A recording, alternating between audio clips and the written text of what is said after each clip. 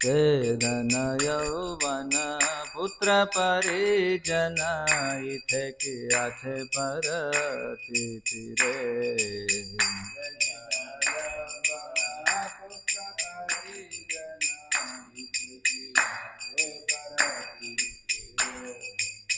कमल दल जल जीवन ठलमल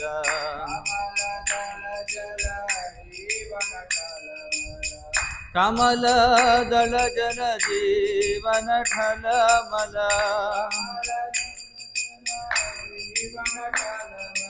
भजहु हरिपद नीति रे।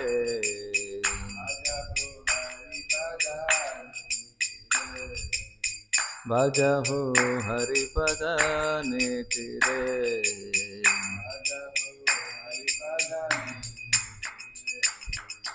श्रवण कीर्तन स्मरण वंदन पाद सेवन दास्य रे।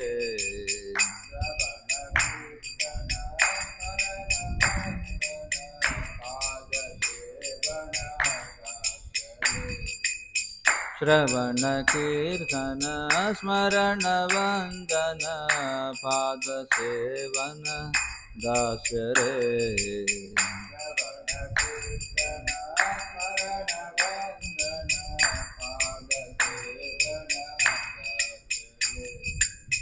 पूजन सखी जन आत्मनिवेदन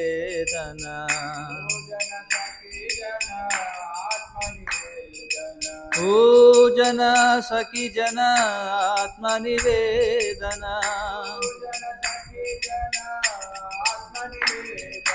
गोविंद दास भिलास रे।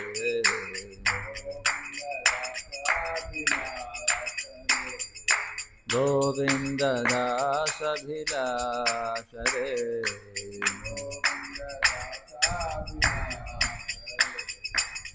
भजहु रे मन श्री नंद नंदन अभय चरणारविंद रे।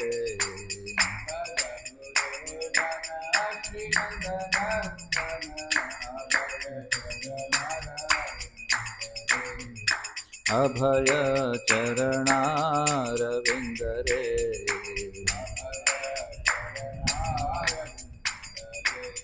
जय राधा माधव कुंज बिहारी।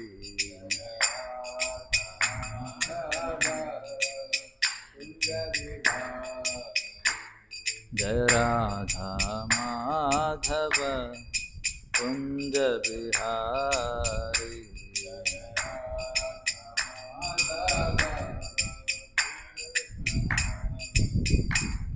गोपी जन वल्लभ गिरिवरधारी।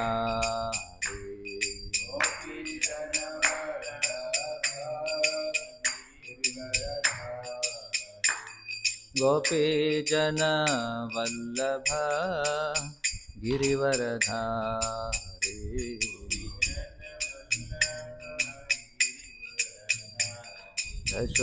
यशोदनंदन व्रज जन रंजन।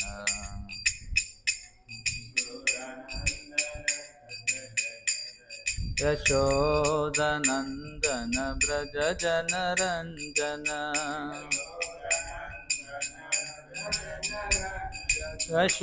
यशोदनंदन व्रज जन रंजन। यामुनतीरवनचारी।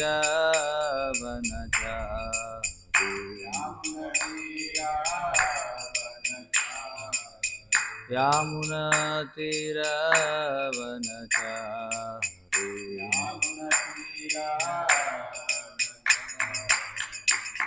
जय राधा माधव कुंज बिहारी।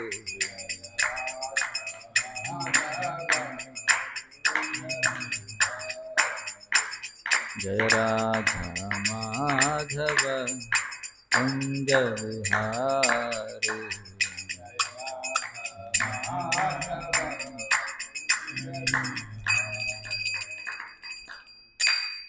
जय ओम विष्णुपाद परमहंस परिव्राजकाचार्य अष्टोत्तरशतश्री श्रीमद् भक्तिवेदांत स्वामी श्रील प्रभुपाद की जय। ग्रंथराज श्रीमद्भागवतम की जय। ओम नमो भगवते वासुदेवाय।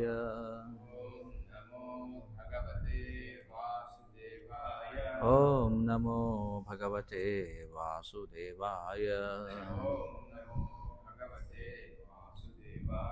ओम नमो भगवते वासुदेवाय।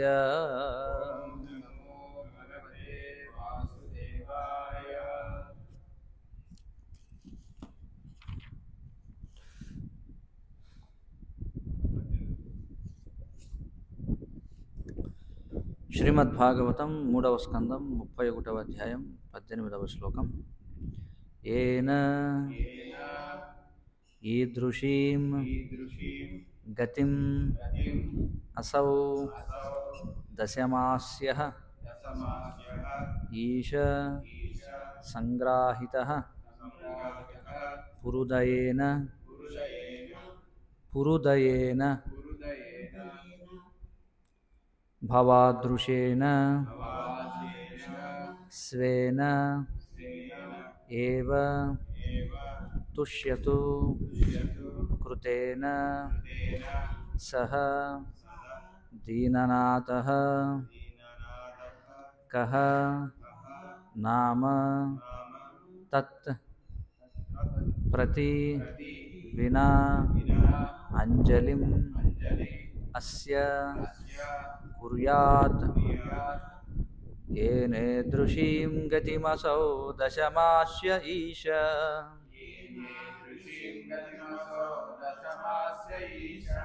సంగ్రాహితః పురుదయేన భవాదృశేన.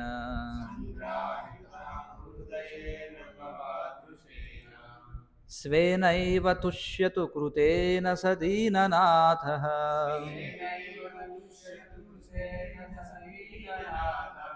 को नाम तत्प्रतिविनाञ्जलिमस्य कुर्यात्.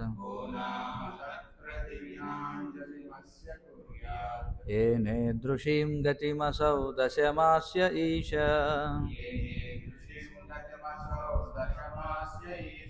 संग्राहितः पुरुदयेन भवादृशेन.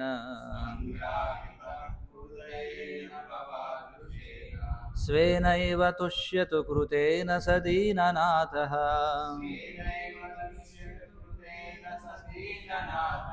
को नाम तत्प्रतिविनाञ्जलिमस्य कुर्यात्. येनेदृशीं गतिमसौ दशमास्य ईश संग्राहितः पुरुदयेन भवादृशेन. स्वेनैव तुष्यतु कृतेन स दीननाथः. को नाम तत्प्रतिविनाञ्जलिमस्य कुर्यात्.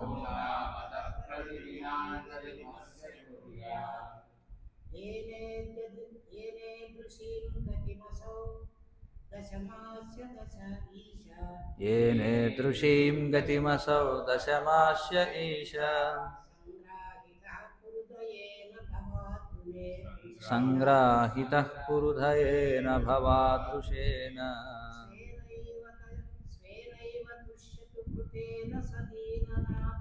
स्वेनैव तुष्यतु कृतेन स दीननाथः. को नाम तत्प्रतिविनाञ्जलिमस्य कुर्यात्. येनेदृशीं गतिमसौ दशमास्य ईश संग्राहितः पुरुदयेन भवादृशेन. स्वेनैव तुष्यतु कृतेन स दीननाथः. को नाम तत्प्रतिविनाञ्जलिमस्य कुर्यात्. येनेदृशीं गतिमसौ दशमास्य ईश सङ्ग्राहितः पुरुदयेन भवादृशेन स्वेनैव तुष्यतु कृतेन स दीननाथः को नाम तत्प्रतिविनाञ्जलिमस्य कुर्यात् येनेदृशीं गतिमसौ दशमास्य ईश सङ्ग्राहितः पुरुधयेन भवादृशेन स्वेनैव तुष्यतु कृतेन स दीननाथः को नाम तत्प्रतिविनाञ्जलिमस्य कुर्यात् ప్రతిపదార్థములు ఏన యవ్వానిచే ఈదృశీం అట్టి గతిం స్థితి అసౌ జీవుడు దశమాస్య 10 మాసములవాడు ఈశ హే ప్రభు సంగ్రాహిత వసగబడెను పురుదయేన పరమదయామయుడు భవాదృశేన అసమానుడు స్వేన తాను ఏవ ఒక్కడే తుష్యతు సంతుష్టుడగుగాక కృతేన తన కార్యముచే సహ అట్టి దీననాథ పతిత జీవశరణ్యుడు కహ ఎవరు నామ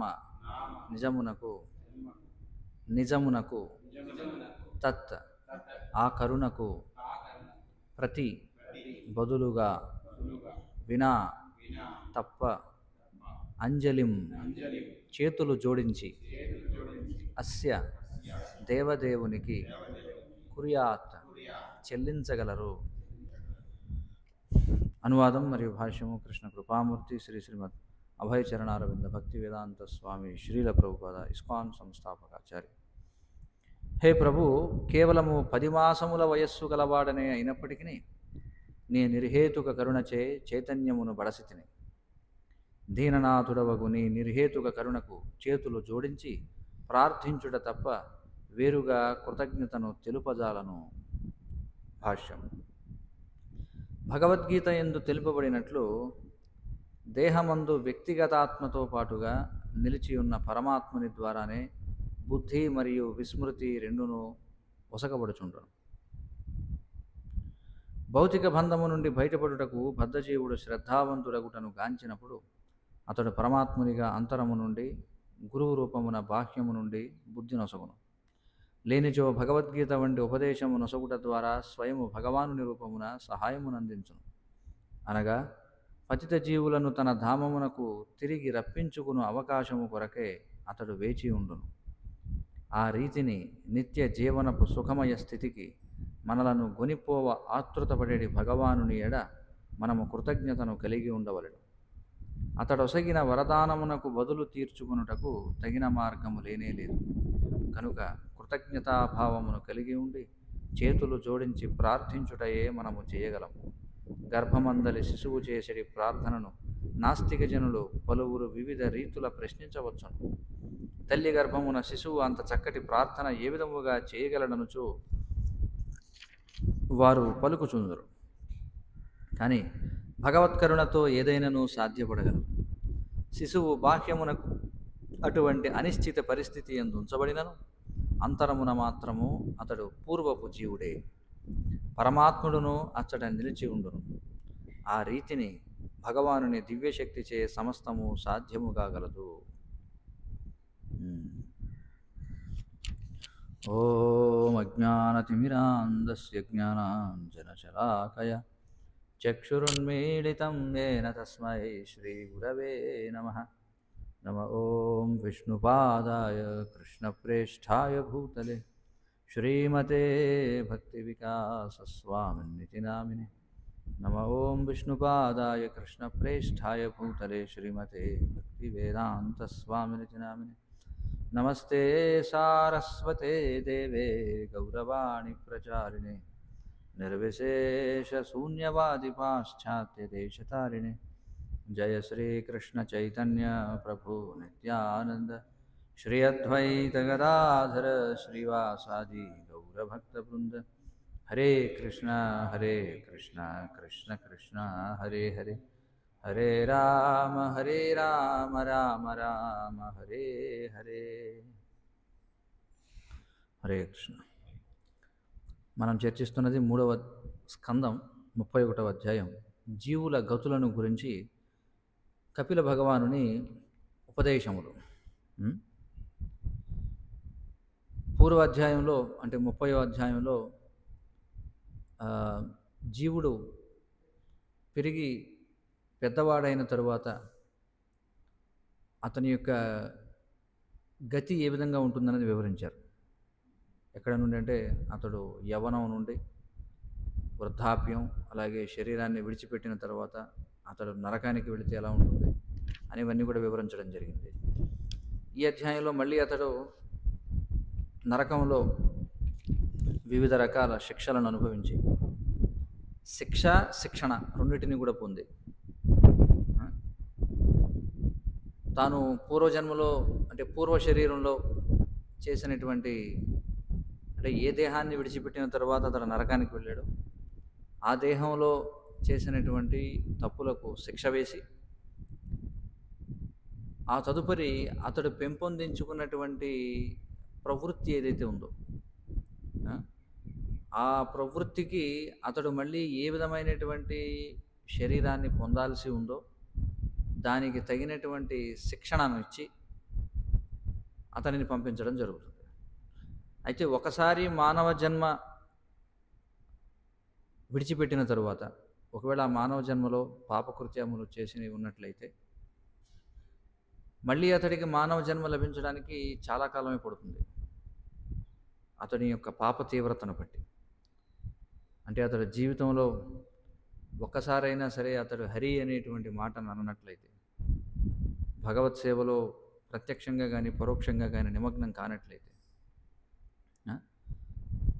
ఒక్కోసారి నిమగ్నం అయినా కూడా మనం చూస్తుంటాం. ఎందుకంటే శ్రీల ప్రభుపాదుల వారు చెప్తారు, ఎవరైతే ధామాలలో నివసిస్తూ, ధామాలు అంటే మనకి 4 ధామాలు ఉన్నాయి, అవి కాకుండా బృందావనం, అలాగే మాయాపూర్, మథుర ఇలాంటి పవిత్రమైనటువంటి ధామాల్లో నివసిస్తూ ఎవరైతే పాపకృత్యములు చేసినటువంటి వాళ్ళు ఉంటారు, మరి వాళ్ళ ధామంలో ఉన్నారంటే భగవత్ సేవ చేసే ఉంటారు కదా ఖచ్చితంగా.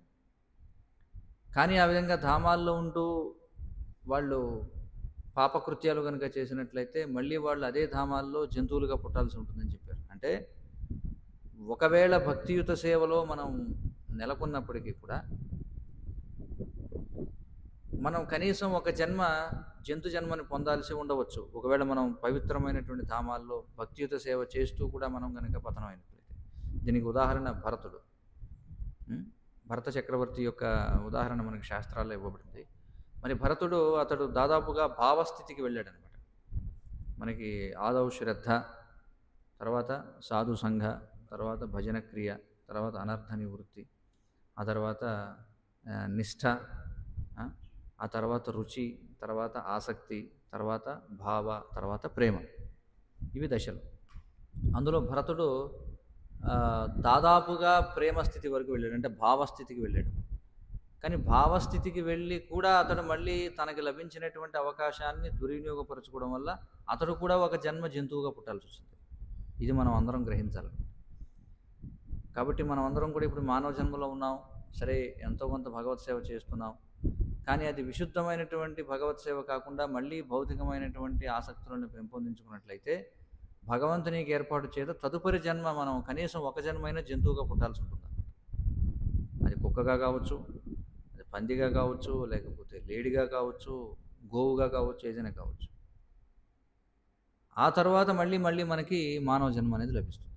ఇది మనం అర్థం చేసుకోవాలి. ఇది భక్తుల వ్యవహారం, అంటే ఎంతో కొంత మిశ్రమ భక్తి చేసినటువంటి వారి యొక్క వ్యవహారం. కాబట్టి మనం ఈ జీవితంలో భక్తులం కదా! కాబట్టి ఖచ్చితంగా మనకి మానవ జన్మ వస్తుందని కూడా చెప్పలేము. భగవంతుడు ఒక జంతు జన్మనివ్వచ్చు మనకి. హ్మ్. కానీ మనం ఎంతో కొంత భక్తియుత సేవ చేసున్నాం కాబట్టి, ఆ జంతువుగా పుట్టినప్పటికీ మనకి భగవంతుడు ఆ చైతన్యమును ఇచ్చేటువంటి అవకాశం ఉంటుంది. మనకి గుణపాఠం నేర్పడం కోసం. ఆ! ఇక ఎవరైతే అసలు ఏ విధమైనటువంటి భక్తి చేయనటువంటి వారు ఎవరైతే ఉన్నారో, వారు నరకానికి వెళ్ళాల్సి ఉంటుందన్నమాట. చూడండి. ఆ! అదే ఎంతో కొంత భక్తి చేసినట్లయితే అతడు నరకానికి వెళ్ళాల్సిన అవసరం ఉండకపోవచ్చు. అతడు ఒక జంతు జన్మ స్వీకరించో, లేకపోతే తర్వాత మళ్ళీ మానవ జన్మను పొందే అవకాశం ఉంటుంది. కానీ ఎవరైతే అసలు భగవత్ సేవ చేయనటువంటి వాళ్ళు ఎవరైతే ఉంటారో, వాళ్ళు నరకానికి వెళ్ళాల్సి ఉంటుంది. మరి నరకంలో చేసినటువంటి తప్పులకు శిక్ష వేయబడుతుంది.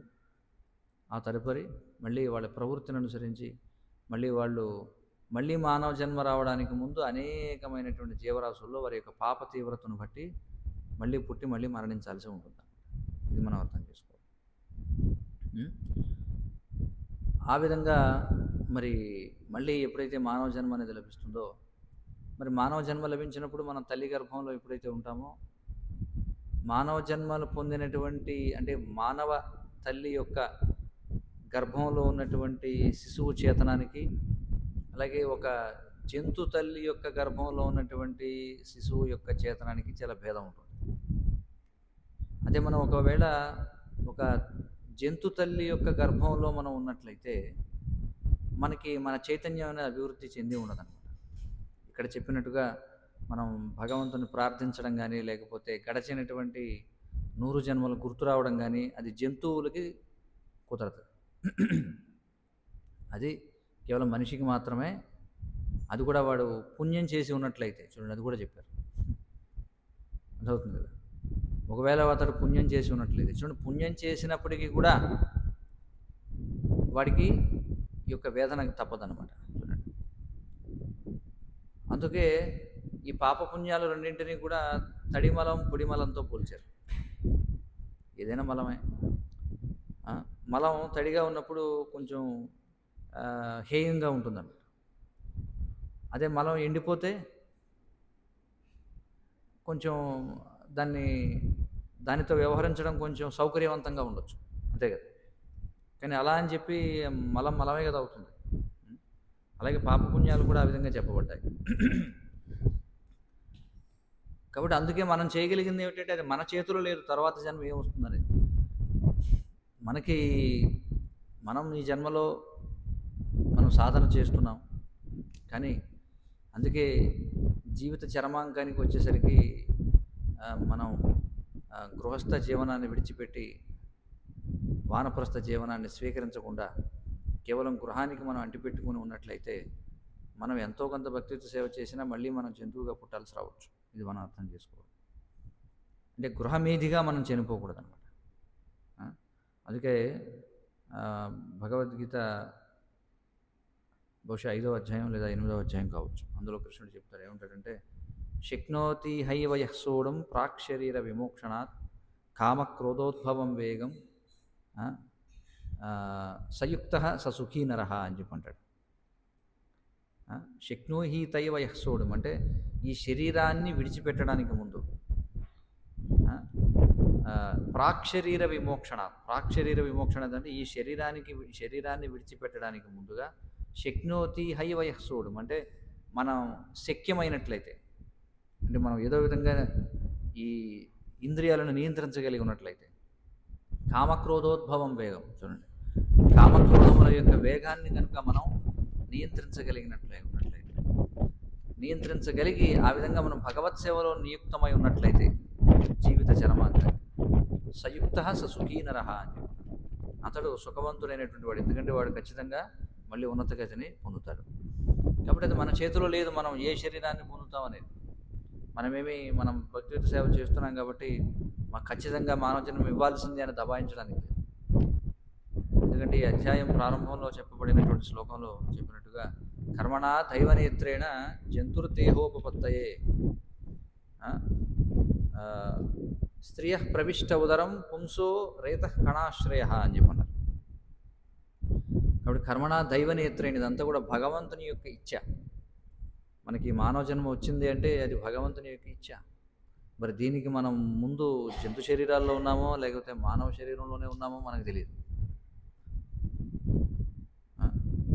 మనం ఈ ఈ ఆహ్, పురుష శరీరాన్ని స్వీకరించడానికి ముందు మనం పురుష శరీరాల్లోనే ఉన్నామో, లేదా జంతు శరీరాల్లో ఉన్నామో మనకు తెలీదు. సాధారణంగా ఇప్పుడు ఎవరైతే పురుష శరీరాల్లో ఉన్నారో వాళ్ళు పూర్వజన్మలో ఒక పురుషుడికి ఆసక్తమైనటువంటి స్త్రీలు కావచ్చు. అంటే తమ యొక్క భర్తకి ఆసక్తులైనటువంటి స్త్రీలు వాళ్ళు తర్వాత జన్మలో వాళ్ళు పురుష దేహాన్ని పొందుతారని చెప్పి. కాబట్టి స్త్రీకి పురుషుడి పట్ల అంటే తన యొక్క భర్త పట్ల ఆకర్షితం కావడం అనేది అది ఆ, సహాయం చేస్తుంది కొంచెం పైకి వెళ్ళడానికి, పురుష దేహాన్ని పొందడానికి. కానీ పురుషుడు మాత్రం ఒకవేళ స్త్రీ పట్ల ఆసక్తమై ఉన్నట్లయితే అతడు పతనం చెందుతాడు. అతడికి తర్వాత జన్మలో స్త్రీ శరీరం అనేది వస్తుంది. అందుకే శాస్త్రాలు ఏం చెప్తున్నాయంటే స్త్రీ పురుషులు ఇద్దరు కూడా కృష్ణ చైతన్యంలో భగవంతుని పట్ల ఆసక్తులు కావాలి, ఆ విధంగా గృహస్థ జీవనాన్ని గడపాలి అని. ప్రతిదానికి కూడా కేంద్ర బిందువు మనం కృష్ణుడిని కేంద్ర బిందువుగా చేసుకొని కుటుంబ జీవనాన్ని గడపాలి అని చెప్పన్నారు. అప్పుడు మనం ఉన్నతి సాధించేటువంటి అవకాశం ఉంటుంది. ఎందుకంటే కృష్ణుడు భగవద్గీతలో చెప్పినట్టుగా మాంహి పార్థ వ్యపాశ్రిత్య ఏపిష్యు పాపయోనయ శ్రియో వైశ్యస్తథా సూత్ర తేపి యాంతి పరాంగతి అని చెప్పంటున్నాడు. మాంహి పార్థ వ్యపాశ్రిత్య, నన్ను మాత్రమే ఒకవేళ ఆశ్రయించి ఉన్నట్లయితే, మాంహి పార్థ వ్యపాశ్రిత్య ఏపిష్యు పాపయోనయ, వాళ్ళు ఎంతటి పాపయోనులకు చెందినటువంటి వారు అయినప్పటికీ, స్త్రియో వైశ్యస్తథా సూత్ర, వాళ్ళు స్త్రీలు కావచ్చు, వైశ్యులు కావచ్చు, లేదా శూద్రులు కావచ్చు, తేపి యాంతి పరాంగతి, అయినప్పటికీ వాళ్ళు పరాంగతిని పొందుతారు కేవలం నాకు మాత్రమే వాళ్ళు శరణాగతి పొందినట్లయితే అని చెప్పంటున్నారు కదా. కాబట్టి ఆ విధంగా మరి ఒక మానవ దేహాన్ని పొందినటువంటి ఒక జీవి తల్లి గర్భంలో ఏ విధంగా అతడు ఒకవేళ పుణ్యాత్ముడైతే ఏ విధంగా ప్రార్థన చేస్తాడనేది మనకి ఇక్కడ చెప్తున్నారు. ఇక్కడ ఈ శ్లోకంలో ఏమని ప్రార్థిస్తున్నాడు? హే ప్రభు. ప్రభు అంటే ఎవరిని ప్రార్థిస్తున్నాడు? భగవంతుడిని. కేవలము 10 మాసముల వయస్సు గలవాడనే అయినప్పటికీ, ఇప్పటికీ నాకు 10 మాసముల వయస్సే. సాధారణంగా 9 మాసాలు అంటారు, కానీ వాస్తవానికి 10 మాసాలు, 10 మాసాలు. ఎందుకంటే ఆధునిక సైంటిస్టులు కేవలం ఎప్పుడైతే గర్భంలో ఒక భౌతికమైనటువంటి పదార్థం వ్యక్తం అవుతుందో అప్పుడే జీవి వచ్చినట్టుగా అనుకుంటారు, కానీ వాస్తవానికి దానికి ముందే జీవి ప్రవేశించి ఉంటాడు. అవుతుంది కదా. అందుకే జ్యోతిష శాస్త్రంలో నిషేక లగ్నం అని చెప్పి అంటారు. నిషేక లగ్నం అంటే ఏ లగ్నంలో స్త్రీ పురుషుల యొక్క స్రావాలు కలిశాయి అనేటువంటిది కూడా లెక్క కట్టవచ్చు. నిషేక లగ్నము అని చెప్పి అంటారు. కాబట్టి ముందుగానే ప్రవేశించి ఉంటాడు. అయితే అతడి యొక్క భౌతికమైనటువంటి దేహం వ్యక్తం కావడానికి సమయం పడుతుంది అనమాట, మనకి ఈ అధ్యాయంలో ప్రారంభంలో చెప్పినట్టుగా. కాబట్టి ఇక్కడ ఏమంటున్నాడు? 10 మాసముల వయస్సు కలవాడనే అయినప్పటికీ, అంటే తన గురించి తాను చెప్పుకుంటున్నాడు, జీవుడు ప్రార్థిస్తున్నాడు. నీ నిర్హేతుక కరుణచే చైతన్యమును బడసితిని. 10 మాసముల వయస్సే, కానీ నేను చైతన్యాన్ని పొందాను, అది నీ యొక్క కృప. ఎందుకంటే మరి అలాంటి భయానకమైనటువంటి స్థితిలో ఒక జీవి భగవంతుణ్ణి స్మరించడం అనేది అది సాధారణంగా సాధ్యమయ్యేటువంటి విషయమా చెప్పండి? అంటే సాధారణమైనటువంటి పరిస్థితుల్లో మనం కృష్ణారామ అనొచ్చు, కానీ చాలా ప్రమాదకరమైనటువంటి పరిస్థితుల్లో ఉన్నప్పుడు మనం కృష్ణారామ అనగలమా అనేది చాలా సందేహం. ఒక ఉదాహరణ చెప్తారు పరమపూజ్య భక్తి వికాస స్వామి వారు. వారి యొక్క సతీర్థులు అంటే శ్రీల ప్రభుపాదుల వారి దగ్గర దీక్ష తీసుకున్నటువంటి ఒక భక్తుడు, ఆయన సన్యాసి, ఎన్నో సంవత్సరాలు బట్టి కృష్ణ చైతన్యంలో విదేశానికి సంబంధించిన ఆయన, క్రైస్తవ కుటుంబ నేపథ్యం నుంచి వచ్చినటువంటి వారు, రోమన్ క్యాథలిక్ క్రైస్తవ కుటుంబ నేపథ్యం నుంచి వచ్చారు ఆయన. అయితే ఆయన సన్యాసం స్వీకరించారు. ఆయన ప్రపంచవ్యాప్తంగా ప్రచారం చేస్తుంటారు. ఆయన చాలా ప్రఖ్యాతిగాంచినటువంటి గురువు ఇస్కాన్లో. అయితే వారి ప్రచార నిమిత్తం ఏదో ఒక వాహనంలో వెళుతూ ఉన్నారు. వాహనంలో వెళుతూ ఉంటే వారికి ముందు మరొక వాహనం వెళుతూ ఉంది. అయితే వీళ్ళు వెళ్ళేటువంటి వాహనం చాలా దగ్గరగా వెళుతూ ఉందన్నమాట. ఆ ముందు వెళ్ళేటువంటి వాహనం వాడు ఉన్నటువంటి సడన్ బ్రేక్ వేశాడు. వేసేటప్పటికి వీళ్ళ వాహనం వెళ్ళి దాన్ని గుద్దుకుందనమాట. గుద్దుకోగానే ఆ సన్యాసి నోట్లోంచి జీసస్ జోసెఫ్ మేరీ అని చెప్పి అన్నాడట ఆయన. అర్థమైంది కదా. ఆయన కృష్ణ చైతన్య సంఘంలో పెద్ద సన్యాసి, ఎంతో కాలం నుంచి ప్రచారం చేస్తున్న వ్యక్తి. ఆయన నోట్లోంచి ఆ సమయంలో హరే కృష్ణ అని రాలేదు, లేదా నారాయణనో లేకపోతే గోవిందానో లేకపోతే కేశవానో మాధవానో రాలా. ఏమొచ్చింది? జీసస్ జోసెఫ్ మేరీ అని చెప్పి అన్నాడట ఆయన. చూడండి ఎందుకని? ఎందుకంటే చిన్ననాటి సంస్కారం అది. కాబట్టి చిన్ననాటి సంస్కారం ఆ విధమైన అత్యవసర పరిస్థితి వచ్చినప్పుడు ఆయన నోట్ల నుంచి అది వచ్చింది, కానీ కృష్ణారామ అనేటువంటిది రాలా ఎన్నో సంవత్సరాలుగా ఈ యొక్క సాధనలో ఉన్నప్పుడు. కాబట్టి ఎందుకు చెప్తున్నానండి ఉదాహరణ, అంత సులభం కాదన్నమాట. భగవంతుని కృప లేకపోతే మనం భగవంతుని స్మరించలేము. అందుకే ఈశోపనిషత్తులో మరి స్వయంభవ మనువు యొక్క ప్రార్థనలు అది ఈశోపనిషత్తు. ఆయన ప్రార్థిస్తాడు ఏముంటాడంటే, అందుకే మరణ సమయంలో నేను నిన్ను స్మరించడం అనేది నా వల్ల కాదు, ఎందుకంటే ఆ విధమైనటువంటి పరిస్థితి. అందుకే కదా కులశేఖరాల వరకు ఆయన ఏమని ప్రార్థిస్తున్నాడు, ప్రాణ ప్రయాణ సమయే కపవాత పిత్తవు కంఠావరోధన విధౌ స్మరణం కుతస్తే అని చెప్పుకుంటాడు. ఎందుకంటే ప్రాణప్రయాణ సమయే, ఈ శరీరాన్ని విడిచిపెట్టేటువంటి సమయంలో కపవాత పిత్తములు ప్రకోపిస్తాయి. కాబట్టి అప్పుడు నేను స్మరించగలనో లేదో. అందుకే ఇప్పుడు నేను ఆరోగ్యవంతంగా ఉన్నాను, ఇప్పుడు నేను స్మరించగలిగే స్థితిలో ఉన్నాను, కాబట్టి ఇప్పుడే నేను దేహాన్ని విడిచిపెడతానంటాడు. చాలా కష్టం అన్నమాట. ఎందుకంటే చాలా చాలా తీవ్రమైనటువంటి బాధతో ఉన్నటువంటి ఆ పరిస్థితిలో మనం భగవంతుని స్మరించడం చాలా కష్టం. మరి ఏ విధంగా మనం స్మరించగలమంటే, ఒకవేళ భగవంతుడు మనం ఈ జీవితంలో చేసినటువంటి సేవలు ఏవైతే ఉన్నాయో వాటికి ఆయన సంతృప్తి చెంది ఆయన ఒకవేళ మనల్ని స్మరిస్తే అప్పుడు మనం ఆయన్ని స్మరించగలం. చూడండి, మనం భగవంతుడిని స్మరించాలంటే భగవంతుడు మనల్ని స్మరించాలి ముందు. అందుకే స్వయంభూమను ప్రార్థిస్తాడనమాట. కాబట్టి దయచేసి నేను ఏవైతే సేవలు చేశానో కొంచెం అవన్నీ గుర్తు చేసుకొని ఒక్కసారి నన్ను గుర్తు చేసుకో నా సేవల్ని. నువ్వు ఆ విధంగా కనుక నన్ను గుర్తు చేసుకుంటే ఆ సమయంలో నేను నిన్ను గుర్తు చేసుకోగలుగుతాను అని చెప్పంటాడు. కాబట్టి అందుకే ఇక్కడ జీవుడు ఏమని అంటున్నాడు చూడండి, దీననాథుడవగు నీ నిర్హేతుక కరుణకు.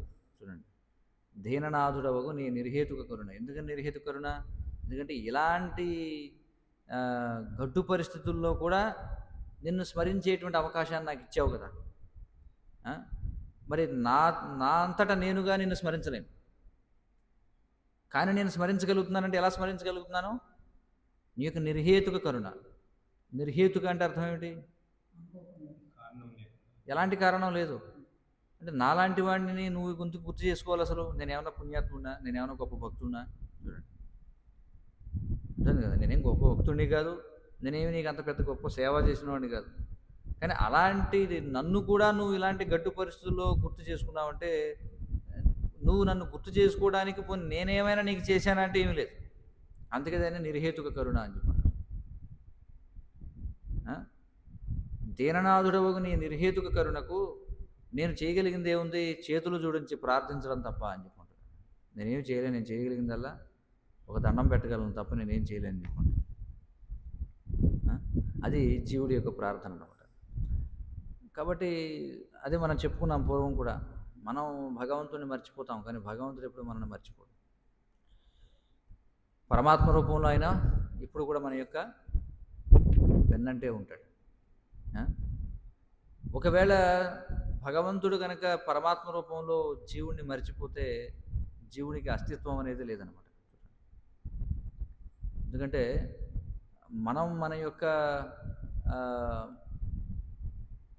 చూడండి, మనం మన యొక్క దేహ కార్యాల గురించి మనం మర్చిపోతున్నాం. ఇప్పుడు నేను మాట్లాడుతున్నాను, నేను మాట్లాడేటప్పుడు నాకు ఆకలి గురించి గుర్తులేదు, మాట్లాడేటప్పుడు నేను గుండె ఎలా కొట్టుకుంటుందనే దాని గురించి నేను ఆలోచించట్లే, మాట్లాడేటప్పుడు రక్త ప్రసరణ ఎలా జరుగుతుందనే దాని గురించి నేను ఆలోచించడం లేదు, మాట్లాడేటప్పుడు నా యొక్క శ్వాస ఊపిరితిత్తులు ఎలా పనిచేస్తున్నాయి అనేది, నేను శ్వాస తీసుకుంటూ మాట్లాడుతున్నానా, శ్వాస వదులుతూ మాట్లాడుతున్నానా అనేటువంటి ఎరుక కూడా నాకు లేదు. కానీ అవన్నీ ఎవరు చేస్తున్నారు? భగవంతుడు చేస్తున్నాడు. మయాధ్యక్షేణ ప్రకృతి సూయతే సచరాచరం. కృష్ణుడు హేతునానేన కౌంతే జగత్ విపరివర్తతే. ఈశ్వర సర్వభూతానాం హృదేశోర్జున తిష్టతి భ్రామయన్ సర్వభూతాన్ని యంత్రారూఢాని మాయయా అని చెప్పుకుంటున్నాడు. కాబట్టి మాయ ఇచ్చినటువంటి ఈ యంత్రంలో మనం తిరుగుతూ ఉన్నాం. కానీ ఈ యంత్రాన్ని నడుపుతున్నది ఎవరు? పరమాత్మ నడుపుతున్నాడు అనమాట. అర్థమైంది కదా. ఇప్పుడు మనం ఏదో అంటే ఆయన కూడా ఏమీ నువ్వు ఎప్పుడైతే నా గురించి చర్చిస్తావో అప్పుడు మాత్రమే నీ యొక్క ఈ దేహ కార్యకలాపాలని నేను నిర్వహిస్తానో, నువ్వు వెళ్ళి సోది కబుర్లు, సినిమాల గురించి, రాజకీయాల గురించి, ఎందుకో పనికిరానిటువంటి విషయాల గురించి నువ్వు మాట్లాడుకునేటప్పుడు నాకేమిటి సంబంధం, నేను నీకు ఎందుకు నేను సేవ చేయాలని అనుకుంటున్నాడు ఆయన. అంతే కదా. మనం తర్వాత వెళ్ళిపోయి ఏదో ఎవరన్నా దూషించవచ్చు, లేకపోతే ఏదో సినిమాల గురించి మాట్లాడుకోవచ్చు, రాజకీయాల గురించి మాట్లాడుకోవచ్చు, భౌతికమైనటువంటి వ్యాపారం గురించి మాట్లాడుకోవచ్చు, దేని గురించి మాట్లాడుకోవచ్చు. భగవంతుడు తప్ప మాట్లాడడానికి ఎన్నో ఉన్నాయి ఈ ప్రపంచం. అవి మాట్లాడుకుంటున్నప్పుడు కూడా ఆయన మనల్ని మర్చిపోతున్నాడా? నీకెందుకు నేను చేయాలయ్యా, నువ్వు నాకేమిచ్చావు, నువ్వేమైనా నాకు సేవ చేస్తున్నావా, నువ్వేమైనా నాకు సేవ చేస్తున్నావా, నా స్మరణ ఏమన్నా ఉందా నీకు? అలాంటప్పుడు నేనెందుకు నీ గుండె కొట్టుకునేలా చేయాలి, నేనెందుకు నీ శ్వాస ఆడేలా చేయాలి? ఎందుకంటే మనం సోది కబుర్లు చెప్పుకునేటప్పుడు కూడా మనం గుండె ఎలా కొట్టుకుంటుంది, ఆకలి ఎలా వేస్తుంది, జీర్ణం ఎలా అవుతుంది, రక్త ప్రసరణ ఎలా జరుగుతుంది, శ్వాస ఎలా ఆడుతుంది, బుర్ర ఎలా పనిచేస్తుంది అని ఆలోచిస్తామా? లేదు, ఏదో మాట్లాడుకుంటుంటాం. ఇప్పుడు ఎలా మాట్లాడుతున్నాం అలాగే. కానీ అప్పుడు కూడా ఆయన జాగరూకంగానే ఉన్నాడా లేదా? ఆయన ఎప్పుడు జాగరూకంగానే ఉంటాడు. మనం అజాగరూకంగా ఉన్నప్పటికీ కూడా కదా. అంటే ఇదే ధర్మము అంటే. చూడండి, పరమాత్మగా ఆయన తన యొక్క ధర్మాన్ని నిర్వర్తిస్తున్నాడు అనమాట. ధర్మం అంటే అదే కదా. ధర్మం అంటే ఏమిటి?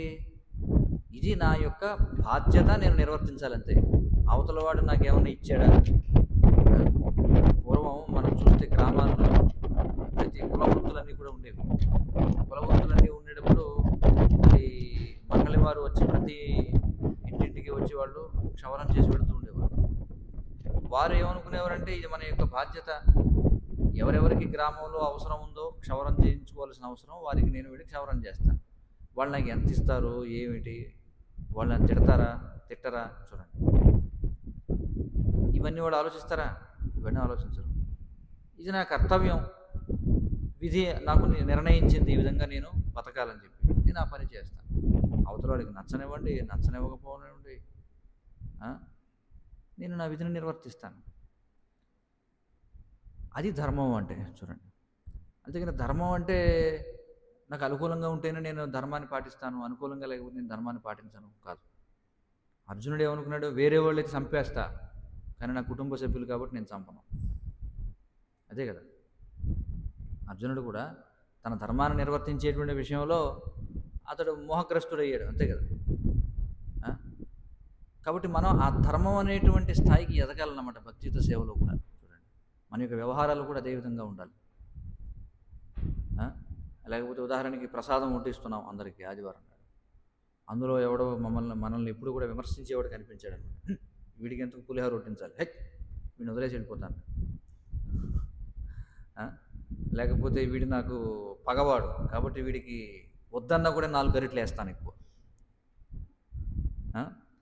లేకపోతే మరొకడు రెండోసారి అడిగాడు, ఏం ఒకసారి వడ్డీ సరిపోదా, మళ్ళీ మళ్ళీ అడుగుతావు, నోరు మూసుకొని తినలేవు నువ్వు అని పోయాడు అనుకో. ఇలాంటివి చూస్తుంటాం ఒక్కోసారి. ప్రారంభ స్థాయిలో అప్పుడే ఆధ్యాత్మిక సేవ ప్రారంభించినటువంటి భక్తులు ఆ విధంగా వ్యవహరిస్తూ ఉంటారు అనమాట. చూడండి, న్యూ ఫైట్ మెంటాలిటీ అంటారు, ప్రారంభ స్థాయి మెంటాలిటీ. అంటే వాడు నాకు అనుకూలంగా ఉన్నాడు, వాడు నన్ను బాగా పలకరిస్తున్నాడు కాబట్టి నేను కూడా వాడికి ఏదైనా ఇస్తాను. అంతే కదా. ఈ భక్తుడు ఎప్పుడు నాతో చక్కగా మాట్లాడతాడు, వచ్చి రోజు కూడా ఎలా ఉన్నావు ఏంటి అని అడుగుతాడు. కాబట్టి వీడికి ఏదన్నా మనం ప్రసాదం ఇద్దాం, ఒక లడ్డు ఎక్స్ట్రా ఇద్దాం. వీడు మంచివాడు కాదు. చూడండి, వాడి పనితో వాడు చేసుకుంటాడు. నన్ను ఎప్పుడు కూడా వీడు హరే కృష్ణ అని పలకరించాడు వీడు. కాబట్టి వీడికి మనం అవకాశం వచ్చినప్పుడు వీడికి ఏదో భేదం చూపించాలి. ఇవన్నీ గురించి భగవద్గీతలో కృష్ణుడు మాట్లాడతాడు 12వ అధ్యాయంలో. ముఖ్యంగా భక్తులు ఏ లక్షణాలను పెంపొందించుకుంటే నాకు ఇష్టం అవుతారని చెప్తాడు. 12వ అధ్యాయంలో మనం చదవచ్చు, 3-4 శ్లోకాలు ఉన్నాయి వరుసగా. అర్థమవుతుంది. కాబట్టి ఇవన్నిటినీ దాటాలన్నమాట. ఇవన్నీ దాటితేనే ధర్మం అవుతుంది. అర్థమైంది కదా. లేకపోతే వీడు నన్ను విమర్శించాడు, లేకపోతే వీడు నాకు అంటే ఎప్పుడు కూడా భక్తుడు ఏమనుకుంటాడంటే వాస్తవానికి ఏ జీవి కూడా ఏ జీవిని ఏమీ చేయలేడు. ఇదంతా కూడా ఏమిటంటే వాళ్ళంతా కూడా మన యొక్క కర్మ అనుభవించడానికి వీళ్ళందరూ పనిముట్లుగా ఉపయోగపడుతున్నారు అంతే అనుకుంటాడు. భాగవతం మొదటి స్కందంలో మనం చూస్తే పరీక్షిత్ మహారాజు మరి కలియుగం ప్రవేశించిన తర్వాత మరి ఒక ఆవు రూపంలో ఉన్నటువంటి భూమాత, అలాగే వృషభ రూపంలో ఉన్నటువంటి ధర్మం, వాళ్ళిద్దరి మధ్య చర్చ జరుగుతుంది. స్పష్టంగా తెలుసు గోమాతకి వృషభానికి ఏమిటి, వాళ్ళ కాళ్ళు విరగొట్టింది, వాళ్ళని హింసించింది ఎవరు, కలిపురుషుడు అని తెలుసు. తెలిసినా సరే వచ్చి పరీక్షిత్ మహారాజు అడిగినప్పుడు చెప్పండి వాడు ఎవడో, వాడు తోలు తీస్తాను చంపేస్తాను వాడిని అని అన్నా కూడా వాళ్ళు ఏం చెప్పారు, వాళ్ళు వాడే కారణం అని చెప్పలా. ఏమన్నారు, రకరకాల కారణాలు.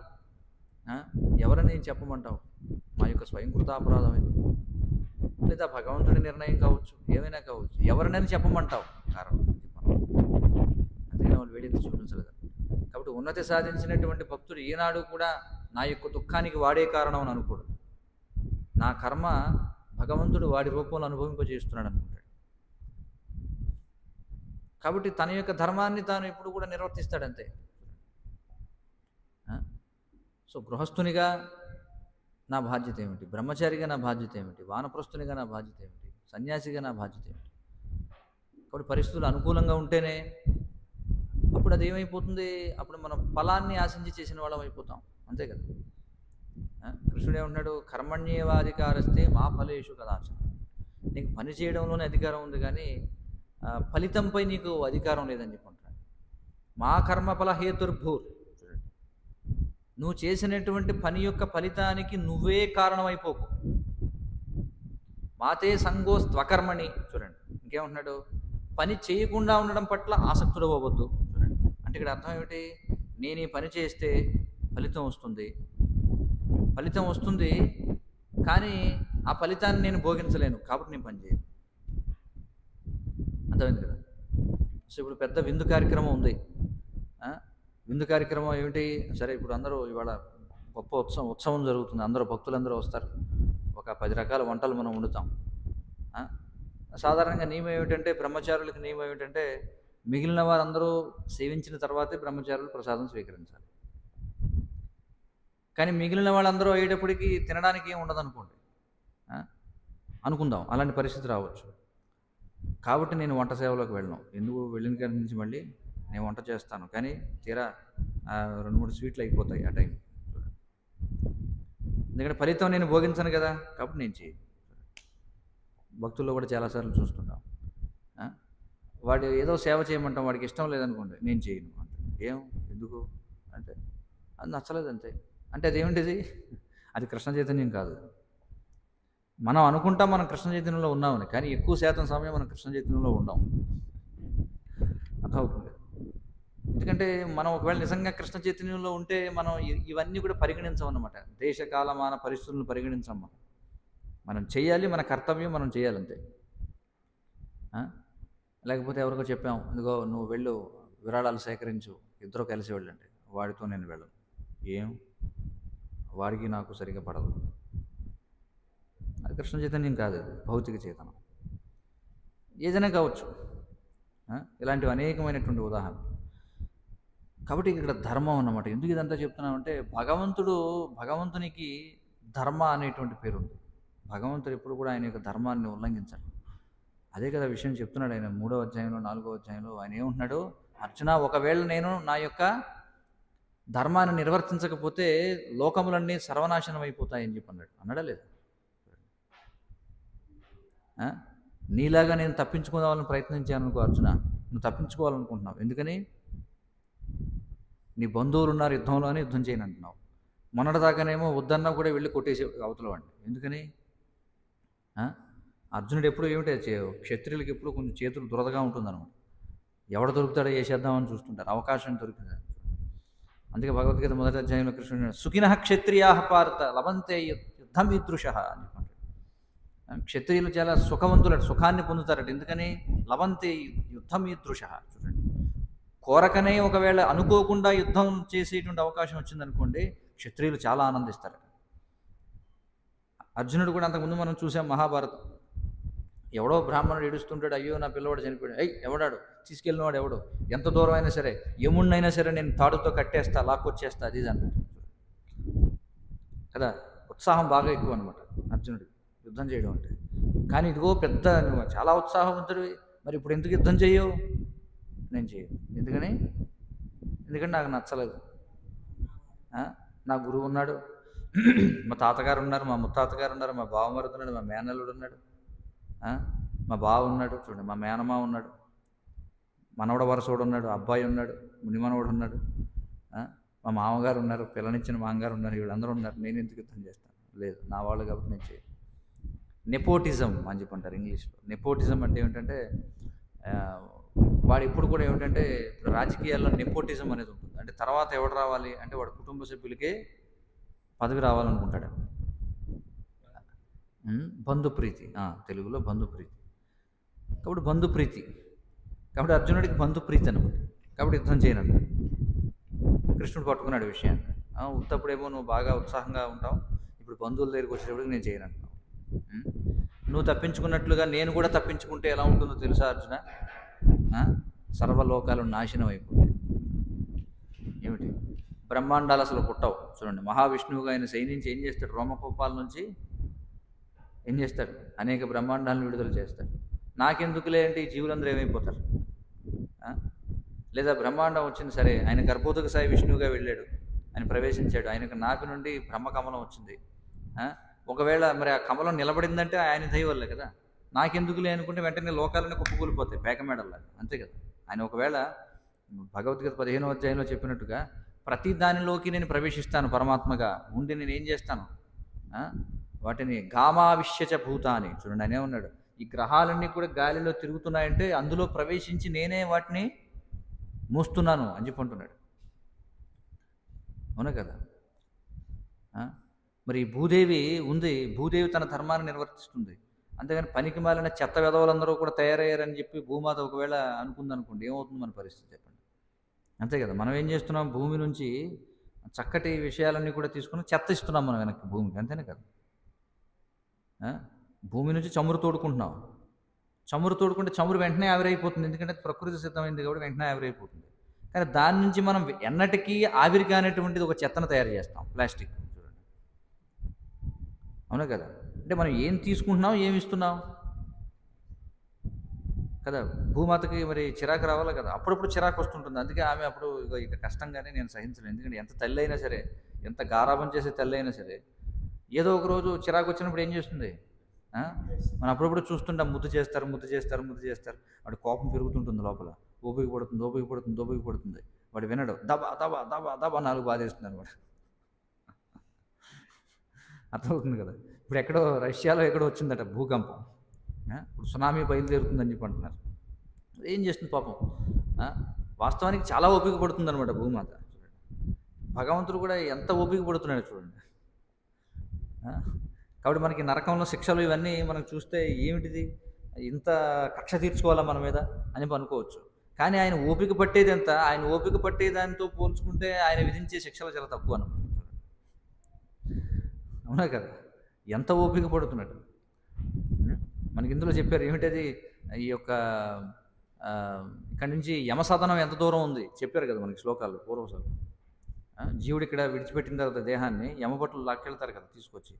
యమలోకం ఎంత దూరం ఉందంటే ఎన్నో యోజనాల దూరం చెప్పారు, ఎన్నో కోట్ల మైళ్ళ దూరం అన్నాడు. 12 కోట్లు ఎంత వస్తుంది లెక్కేస్తే యోజనాల్లో, దాన్ని మనం కిలోమీటర్లో లెక్కేస్తే 12 కోట్లు ఎంతో వస్తుంది అనమాట.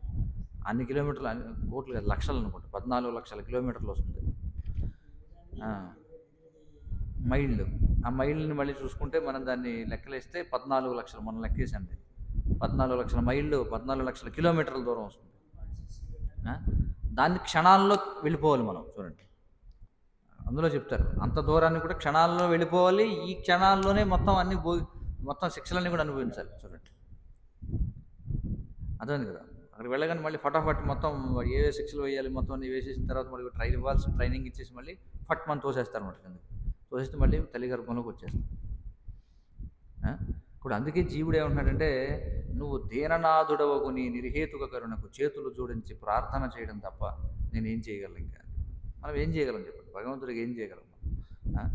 దండం పెడితే గొప్ప విషయం అనమాట. ఆ రకంగా దండం పెట్టేవాడు ఎవడున్నాడు కనీసం ఈరోజు?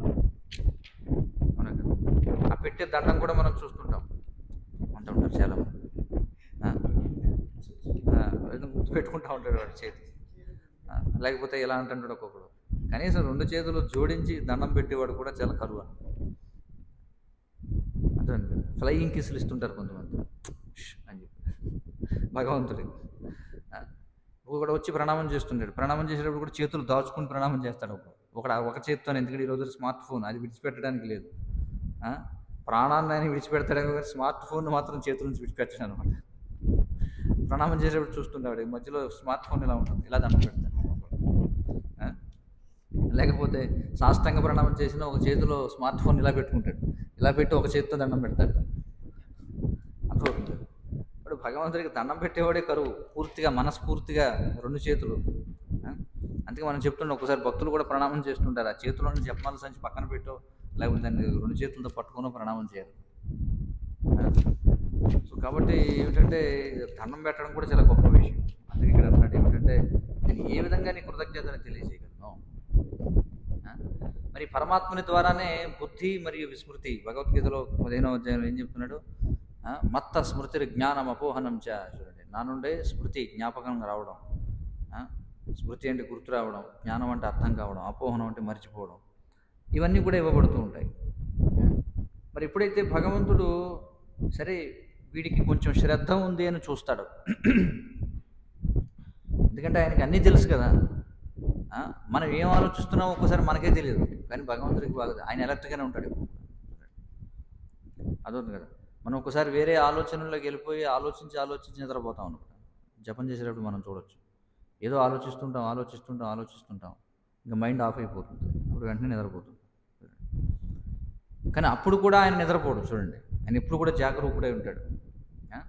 ఎప్పుడైతే ఒక జీవి వీడికి కొంచెం శ్రద్ధ ఉంది, మొత్తానికి వీడు ఈ భౌతిక బంధాల నుంచి బయటపడాలనుకుంటున్నాడు. అందుకే మనం పూర్వం చూసాం, పశ్చాత్తప్తుడైనటువంటి వాడు ఎవడైతే ఉంటాడో వాడికి భగవంతుడి జ్ఞానాన్ని ఇస్తాడని చెప్పి. పశ్చాత్తాపడేవాడు ఉన్నాడు ఈ రోజుల్లో. చూడండి, ఏం తప్పు జరిగిందనుకోండి, అయ్యో తప్పు నేను చేశానే, చేయకుండా ఉండాల్సిందే అనే పశ్చాత్తాపం ఎవడుకుంది. కానీ ఎవడైతే పశ్చాత్తాపడతాడో వాడికి భగవంతుడు ఏం చేస్తాడట? కరుణ చూపిస్తాడట. కనీసం వీడు పశ్చాత్తాపడుతున్నాడంటే వీడు జెన్యూన్ అనమాట, వీడు కొంచెం నిజాయితీపరుడు. అందుకని ఏం చేస్తాడు? ఆ శ్రద్ధని చూడగానే వీడు భౌతిక బంధాల నుంచి పడాలని ప్రయత్నం చేస్తున్నాడు అనే శ్రద్ధని చూసినప్పుడు ఆయన పరమాత్మునిగా ఏం చేస్తాడు? లోపల నుండి బయట నుండి కూడా బుద్ధినిస్తాడు. లోపల నుండి ఎలా ఇస్తాడు? పరమాత్మ రూపంలో ఇస్తాడు, బయట నుండి గురువు రూపంలో ఇస్తాడు. ఇది మాత్రమే కాకుండా ఆయన అవతరించి భగవద్గీత లాంటి ఉపదేశాన్ని కూడా ఇస్తుంటాడు. ఒక్కోసారి చూడండి, ఇన్ని రకాలుగా సహాయం చేస్తున్నాడు, లోపల నుంచి బయట నుంచి ప్రత్యేకంగా అవతరిస్తూ. చూడండి, అంటే పతితులైనటువంటి జీవులని తన ధామానికి తిరిగి రప్పించుకునే అవకాశం కోసమే అతడు వేచి చూస్తున్నాడు అనమాట. ఆయనంత కాపలాదారుడు ఇంకొకటి లేడనమాట. మనం ఏదో కొద్ది నిమిషాలు మనం చూడండి, చాలామంది అప్పుడప్పుడు తిరుపతిలో అక్కడక్కడ వాళ్ళు క్రోధాన్ని వ్యక్తం చేస్తుంటారు. ఏమిటండి 2 రోజులైంది మేము లైన్లోకి వచ్చి, ఇంకా దర్శనం అవ్వలేదు మాకు, ఏమనుకుంటున్నారు మీరు? ఎంత దూరం నుంచి వచ్చాం మేము, ఆఫ్రికా నుంచి వచ్చాం, మేము లండన్ నుంచి వచ్చాం, హైదరాబాద్ నుంచి వచ్చాం, కనీసం నీళ్ళు ఇచ్చేవాడు లేడు, మాకు పాలు ఇచ్చేవాడు లేడు, టీ ఇచ్చేవాడు లేడు, లైన్లో ఎంతకాలం నిలబడాలి? ఒక పిచ్చివాడా, భగవంతుడు ఇంకెంతకాలం నుంచి వేచి చూస్తున్నాడో తెలుసా నీకోసం? నువ్వేదో 2 రోజులు లేట్ అయిందని, 2 గంటలు లేట్ అయిందని అక్కడికి వచ్చి గొడవ పెట్టుకుని వాడు ఏదో అక్కడ ఉద్యమాలు డామ్ అంటాడు. అక్కడికి వెళ్ళి తిరుపతి దేవస్థానం ఏంటిది నశించాలి, వీళ్ళ యొక్క అన్యాయం ఇది చేయాలి, అది అదే కదా అరుస్తుంటారు వాళ్ళు. ఏది 1 గంట ఆలస్యమైందని, వీడికి ఎప్పుడో సంవత్సరానికి ఒకసారి బుద్ధి పుడుతుంది ఆ స్వామిని వెళ్ళి చూసొద్దామని. అది కూడా అతి శీఘ్ర దర్శనం వెంటనే అయిపోవాలన్నమాట. ఇక్కడ ఫ్లైట్ ఎక్కాలి, అక్కడ ఫ్లైట్ దిగాలి, వెంటనే దిగాలి, అక్కడికి వెళ్ళి టకటగా లడ్డూలు కొనుక్కోవాలి, 4 లడ్డూలు తినేయాలి, వెంటనే వచ్చేయాలి, మళ్ళీ ఆడ షాపులో వాలిపోవాలి దుకాణాన్ని. అక్కడ ఏదైనా 1 గంట లేట్ అయిపోతే వీడి ప్రకోపం, విపరీతమైన క్రోధం అన్నీ వచ్చేస్తాయి. కానీ ఇక్కడే ఉన్నారంటే అసలు ఈ పతిత జీవుల్ని తన ధామానికి రప్పించుకునే అవకాశం కోసం భగవంతుడు వేచి చూస్తూ ఉంటాడట. చూడండి, ఎప్పటి నుంచి వేచి చూస్తున్నావు? నువ్వు 1 గంట వెయిట్ చేసింది నీకు దర్శనం కావడానికి, ఆయన ఎన్ని జన్మల నుంచి వెయిట్ చేస్తున్నాడు నీకోసం. అది తెలియక నువ్వేదో లైన్లో నాకు ఎక్కువ టైం అయిపోతుంది, నాకు దర్శనం కావట్లేదు అనుకుంటాడు. ఆయన నీకోసం ఆల్రెడీ వెయిట్ చేస్తున్నాడు, ఆ విషయం నీకు తెలియదు. చూడండి, ఆ? కాబట్టి మనం మూర్ఖంగా మాట్లాడుతుంటాం అనమాట. ఈ రీతిన నిత్య జీవనపు సుఖమయ స్థితికి మనలను తీసుకెళ్లాలని ఆయన ఆతృత పడుతూ ఉంటాడు. మనకంటే ఆయనకి ఆతృత ఎక్కువ ఉంది. మనకి భగవద్ధామం వెళ్ళాలనే ఆతృత కంటే కూడా మనల్ని భగవద్ధామానికి తీసుకువెళ్ళాలనే ఆతృత ఎక్కువ. అర్థమవుతుంది కదా. మనం ఎవరన్నా ఒక జీవికి కొంచెం వీడికి ఆ, చాలా భగవంతుడి తిరిగి వెళ్ళాలనే ఆతృత చూస్తే మనం చాలా గొప్పగా అనుకుంటాం. కానీ అంతకంటే ఎక్కువ ఆతృత భగవంతుడికి. వీడు ఎప్పుడు వస్తారో వీడిని తీసుకెళ్దామని చెప్పి చూడండి. ఆ? మరి అలా ఆతృత పడేటువంటి భగవంతుని పట్ల మనం కృతజ్ఞతను కలిగి ఉండాలి అని చెప్పండి. అర్థమైంది కదా. కృతజ్ఞతను కలిగి ఉండాలి. మనం కృతజ్ఞులమై ఉండాలి, అంతేగాని కృతజ్ఞులం కాకూడదు. కాబట్టి భక్తుడు అనేవాడు అంటే ఎవరైతే నేను ఇది చేస్తున్నాను నాకేమొచ్చిందని లెక్క వేసేవాడు అసలు భక్తుడే కాదు. అర్థమవుతుంది కదా. నేను ఇంత చేశాను మందిరానికి, లేకపోతే నేను ఇంత చేశాను భగవంతుడికి, కానీ నాకు వచ్చింది ఏమిటి? నన్ను విమర్శించేవాళ్ళు ఎక్కువ, ఇంత సేవ చేస్తే నన్ను గుర్తించరా? ఒకసారి మన భక్తుల వ్యవహారాల్లో చూస్తుంటాం. ఆ భక్తుల గురించి వదిలేసేయండి. ఆ భక్తులు కూడా తాగేసి శుభ్రంగా ఉన్నావా, అసలు ఉన్నావా, పాటలు సినిమాల్లో మనం చూస్తుంటాం. వాడేదో ఒళ్ళు కొవ్వెక్కి ఎవరో ఒక అమ్మాయి వెనకాల పడతాడు. వాడు ఆ అమ్మాయి తిరస్కరించినందుకు వీడు తాగుపోతాయి. అక్కడ అసలు ఉన్నాడా భగవంతుడు? అసలు ఉన్నాడా? ఉంటే నన్ను నా ప్రేయసిని ఎందుకు దూరం చేస్తాడు? చూడండి, ఇలాంటి పిచ్చెక్కి మొత్తెక్కి రాసేటువంటి పాటలన్నీ కూడా మనం చూస్తుంటాం సినిమాలు. కాబట్టి మనం ఇప్పుడు కూడా కృతజ్ఞతలం అయి ఉండాలి. భగవంతుడు మనకి ఎంత, అందుకే మన యొక్క మానవ జన్మ లభించిందంటే ముఖ్యంగా మనం ఒకవేళ కృష్ణ చైతన్యంలో ఉన్నాం, మనకు అర్థమైంది జీవితం, మనం ప్రతి క్షణాన్ని కూడా మనం ఏ విధంగా భగవత్ సేవలో వినియోగించాలని ఆలోచించాలి. ఏదో ఒక విధంగా శ్రవణం, కీర్తనం, స్మరణం, వందనం, అనేకమైనటువంటి విధానాలు ఉన్నాయి. ఏదో ఒక విధానంగా మనం ఇప్పుడు కూడా కృష్ణ చైతన్యంలో ఉండాలి. మరి అతడిచ్చినటువంటి వరదానానికి బదులు తీర్చుకునేటానికి మార్గమే లేదని చెప్పంటున్నారు. అసలు మన వల్ల అవుతుందా చెప్పండి? భగవంతుడు ఏదైతే మనకు చేస్తున్నాడో దానికి మనం తిరిగి అసలు చేయగలమా? ఏమన్నా భగవంతుడు మనకి ఏదైతే చేస్తున్నాడో దాంతో పోల్చితే మనం భగవంతుడికి చేయగలిగింది ఏమన్నా అసలు ఉందా? లేనే లేదు. చూడండి. కనుక మనం ఏం చేయాలి? కృతజ్ఞతా భావాన్ని కలిగి ఉండి చేతులు జోడించి ప్రార్థించడమే మనం చేయగలం. మనం చేయగలిగిందల్లా ఏమిటి? కనీసం చేతులు జోడించి ప్రార్థన చేయగలం. కొంతమంది నాస్తికులు అడుగుతారట, ఏదో చెప్తారులేండి కట్టుకథలు, గర్భంలో ఉన్న శిశువు ఎలా ప్రార్థిస్తాడు ఏమిటి అని అనుకుంటారు. మరి తల్లి గర్భంలో శిశువు అంత చక్కటి ప్రార్థన ఏ విధంగా చేయగలుగుతాడని చెప్పి వాళ్ళు పలుకుతూ ఉంటారు. కానీ భగవంతుని కరుణతో ఏదైనా సాధ్యం అవుతుంది. చూడండి, ఇంత ఘోరమైనటువంటి నరకయాతనను దాటి శిశువు పుడుతున్నాడంటే ఆ సహించే శక్తి ఎవరు ఇస్తున్నారు? అది కూడా భగవంతుడిగా ఇస్తున్నాడు, మాయ ద్వారా. చూడండి, అవునా కదా. నిజంగా మనం ఊహించుకుంటే, మన ఉదాహరణకి ఆవు వినడం మనం చూస్తున్నాం. మనం అసలు ఏ విధంగా ఒక శిశువు అంతకాలం పాటు లోపల ఉంటుంది అలాంటి పరిస్థితుల్లో మరణించకుండా? చూడండి, సరే తల్లి గర్భంలో మనం 10 మాసాలు ఉన్నాం, అలాంటి పరిస్థితులు అది పక్కన పెట్టండి.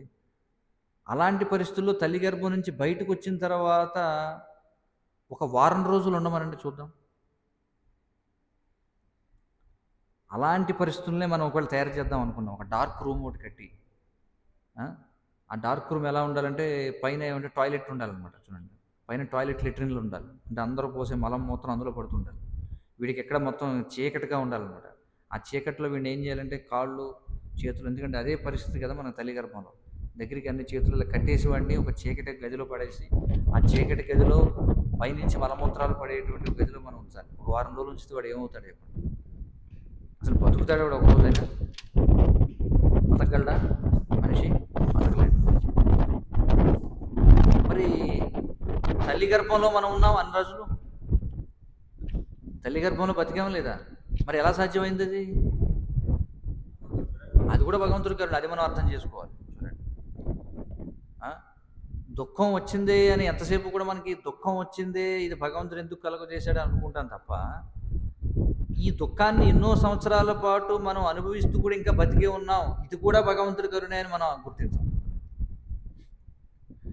ఎంతసేపు దుఃఖం వచ్చిందే అని ఏడుస్తాం తప్ప మనం ఈ దుఃఖాన్ని నేను సహించగలుగుతున్నాను. ఇంకా బండి నడుస్తుంది, ఇన్ని రిపేర్లు ఉన్నా చూడండి, ప్యాచీ అయింది, అక్కడ డోర్ ఊడిపోయింది, అక్కడ ఎక్స్కలేటర్ పని చేయట్లేదు, బ్రేక్ అయినా కూడా పని చేస్తుంది ఈ బండి అంటే అది ఎవరి కృప లేకపోతే జరుగుతుంది. అది అంటే భగవంతుడి కృప ఇప్పుడు ఉంటుంది. ఇది మనం అర్థం చేసుకోవాలి.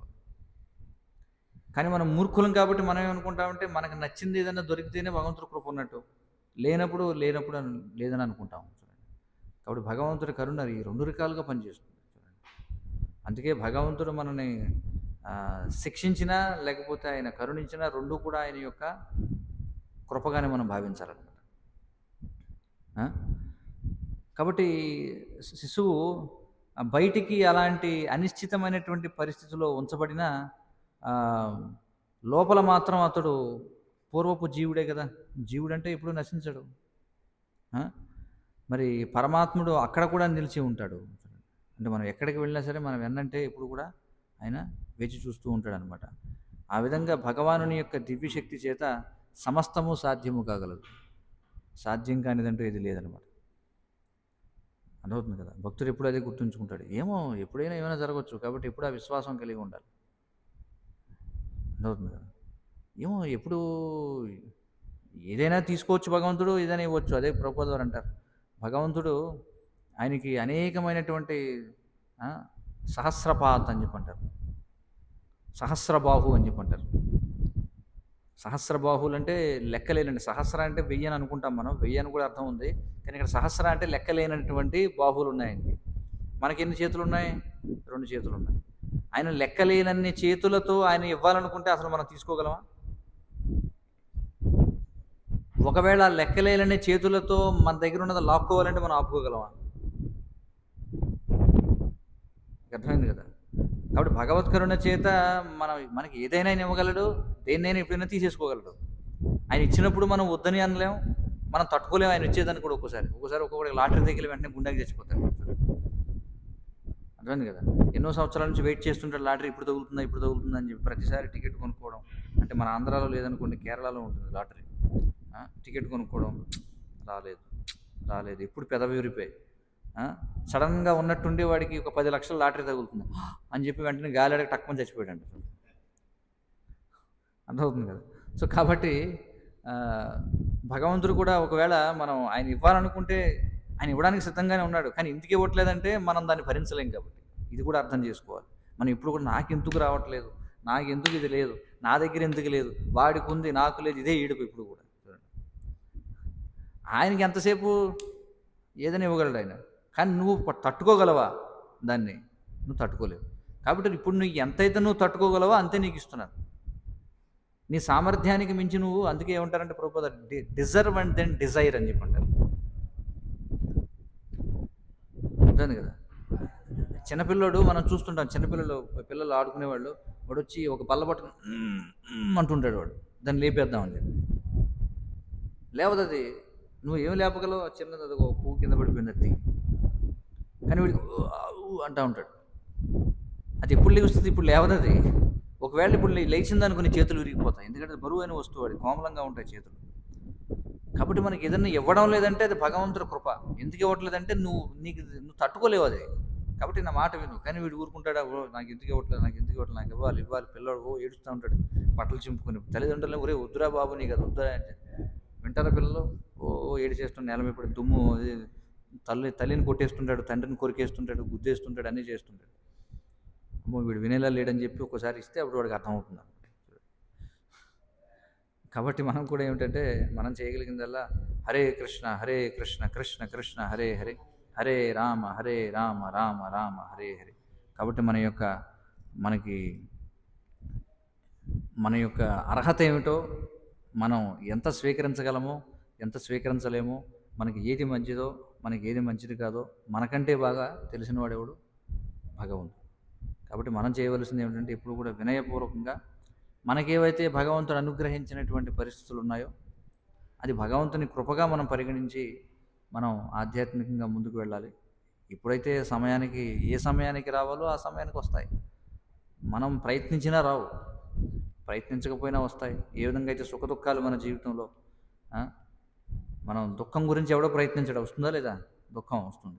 అలాగే ఆచార్యులు ఏమంటారంటే సుఖం కూడా నువ్వు కోరుకోపోయినా వస్తుంది. కానీ నువ్వు చేయవలసిన పని ఏమిటంటే నువ్వు స్థిరంగా ఉంటూ నీ సాధన, నీ ధర్మాన్ని నువ్వు నిర్వర్తించు, నీ కర్తవ్యాన్ని. ఆ, సమయం వచ్చినప్పుడు అన్నీ కూడా అన్నీ వ్యక్తం అవుతాయి. హరే కృష్ణ. ఏమైనా ప్రశ్నలు సూచనలు ఉంటే చెప్పండి.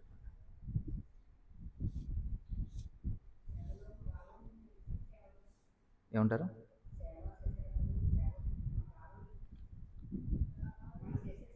ఆ, భావం ముఖ్యం అంటారు. మనం చేసే సేవ ముఖ్యమే, భావం ముఖ్యమే, రెండు కూడా ముఖ్యమే. ఎందుకంటే మనం తిట్టుకుంటూ సేవ చేసామనుకోండి, అవుతుంది కదా. ఇప్పుడు మన పైన ఉన్న వాళ్ళు ఏదో సేవ చెప్పి ఉండొచ్చు. ఆ సేవ చేసేటప్పుడు ఛీ నష్టపోడు, ఎప్పుడు కూడా నాకే వీడు చెప్తుంటాడు, అయ్యో అలా కూడా అనుకోవచ్చు కొన్నిసార్లు. ఇష్టం లేదనమాట సేవ చేయడం, బలవంతంగా ఇచ్చాడు. ఆ సేవ చేసిన ఒకటే, చేయకపోయిన ఒకటే. ఎందుకని? భావగ్రాహి జనార్దన అని చెప్పన్నారు, అర్థమైంది కదా. కాబట్టి భావం ముఖ్యం.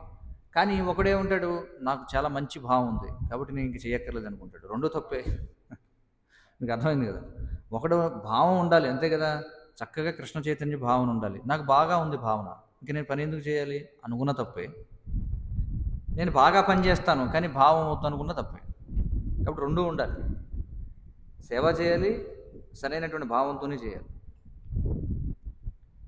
రెండిట్లో ఏది లేకపోయినా భగవంతుడు దాన్ని స్వీకరించారు. ఏమన్నా ప్రశ్నలు ఉన్నాయి?